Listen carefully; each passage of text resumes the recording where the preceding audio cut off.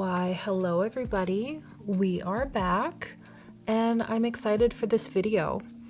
Look what I got in the mail. It is the cutest little tiny mini watercolor sketchbook.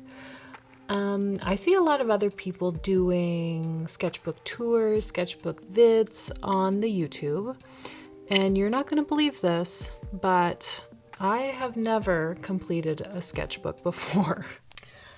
Now, I chose this one partially because of the size and the number of pages. It is small. It is short. I think there's 48 pages in this one, which I feel is like possible for me to go through this thing. I mean, it's definitely harder because I'm producing art every day for clients. So all of these side quests that I'm doing is in my spare time. So I thought that this one was manageable. Now, being that this adorable mini book is green, I'm gonna go with a green focus for the whole thing, the entire thing, because I want to have a little less to think about, and that'll just help me execute things quickly, I'm hoping. So I'm going to go with a green color palette, and I am not a color wizard or a color scholar, but what I did see and read was that analogous means colors that are beside each other on the color wheel. So hey, here we are for picking up little tidbits of information. So I'm going to go with green focus, yellow and blue supporting, and obviously we have to have black and some gray. This will be my, I guess, index starting page with the different mediums and materials that I'm going to use. And I'm just going to color swatch everything. So I have so many Prismacolor pencil crayons from doing my tattoo apprenticeship. That's kind of what we used. They're really good for blending, and I guess it's kind of similar to tattooing. So I might as well try to use up these pencil crayons. And of course, watercolor paints. It's a watercolor book. Let's hit up those watercolor paints. So let's just swatch all these beautiful, beautiful greens. Part of me doing this is I'm just being curious about the paper. I want to see how it holds up to abuse, of me laying on thick, heavy paints, of me scratching at it with my pencil crayons, and then loading water on. You know, is this going to hold up? Will it bleed through the other side? We are on a mythical journey of exploring this paper. I will say that it did hold up really well. I'm happy with it, so I'm excited for this sketchbook. I think it is going to be good quality. You know, here I thought, why don't I blend the greens with a water wash back into the black gray water wash, and let's just see how those bad boys blend together. I mean, we are doing a green focused sketchbook, so giddy up, looking good.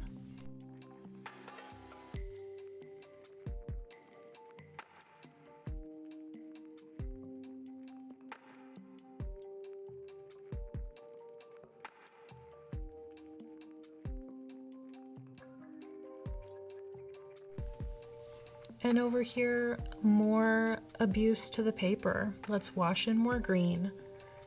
I will say that after this, after I washed this green in, I did take this book upstairs and I did hit it with the blow dryer for maybe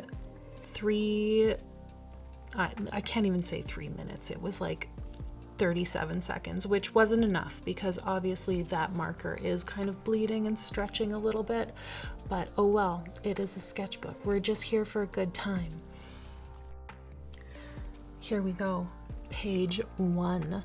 Now, for this page, I am taking some classic inspiration from like that kind of Victorian-esque signs. You know, it's a classic kind of shape and pattern. We've seen it a billion times, but I think that's part of the fun of this is, you know, I want to use this as a study book. I want to use this as like a situation where I'm not stressing about the fine details of things. I'm kind of being vulnerable, and I'm just on a little journey.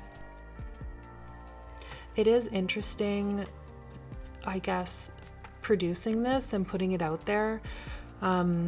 Because I mean, as a tattoo artist, you're kind of putting things permanently on people. So you're really kind of overthinking, or at least I am, every step along the way.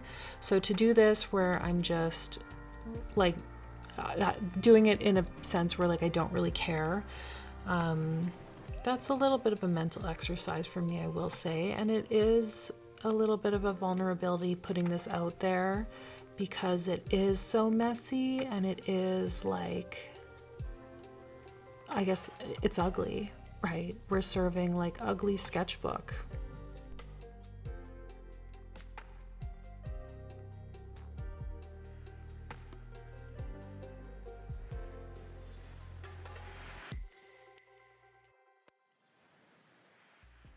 I will also say that I guess part of the reason that I like sketchbook tours and I like seeing people's sketchbooks is because it's kind of honest, I guess, in terms of what is going on inside their mind. Like when I was in my early 20s and used to go to art shows, and I mean, I participated in community art shows. I had my own art show when I was, I think, like 22.